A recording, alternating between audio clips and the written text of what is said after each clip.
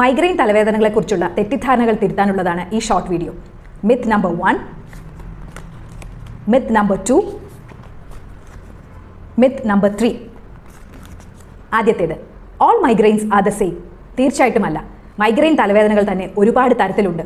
Chronic migraine, episodic migraine, തലകറക്കത്തോടു കൂടി വരുന്ന വെസ്റ്റിബുലാർ മൈഗ്രെയിൻ, തരിപ്പ്, തളർച്ച തുടങ്ങിയവയോട് കൂടിയ ഹെമിപ്ലീജിക് മൈഗ്രെയിൻ തുടങ്ങി ഒട്ടനവധി തരം മൈഗ്രെയിനുകളുണ്ട്. രണ്ടാമത്തേത്, migraines happen only on one side of the head. തീർച്ചയായും തെറ്റാണ്. മൈഗ്രെയിൻ തലവേദനകൾ എപ്പോഴും തലയുടെ ഒരു ഭാഗത്ത് മാത്രം വന്നുകൊള്ളുന്നില്ല. കണ്ണിൻ്റെ ചുറ്റും, ചെവിയുടെ പിന്നിൽ, തലയുടെ ഇരുഭാഗത്തും, കഴുത്തിന് തുടങ്ങിയ ഭാഗങ്ങളിലൊക്കെ മൈഗ്രെയിൻ തലവേദനയുള്ളവർക്ക് വേദന അനുഭവപ്പെടാം. മൂന്നാമത്തേത്, കെഫീൻ കോസസ് ഹെഡേക്ക്. കാപ്പിയിലും ചായയിലും ഒക്കെ അടങ്ങിയിരിക്കുന്ന ഉത്തേജക വസ്തുവിനെയാണ് കെഫീൻ എന്ന് പറയുന്നത്. കൂടുതൽ അളവിൽ കെഫീൻ ശരീരത്തിൻ്റെ ഉള്ളിലെത്തിയാൽ അത് നിശ്ചയമായിട്ടും തലവേദനയുണ്ടാക്കും. ശരീരത്തിനുള്ളിൽ ഒരു 400 മില്ലിഗ്രാം കെഫീനാണ് സാധാരണ അനുവദിച്ചിട്ടുള്ളത്. ഇതിലധികം കെഫീൻ ശരീരത്തിനുള്ളിൽ എത്തിയാലാണ് കാപ്പി കുടിക്കുമ്പോൾ തലവേദന ഉണ്ടാകുന്നത്.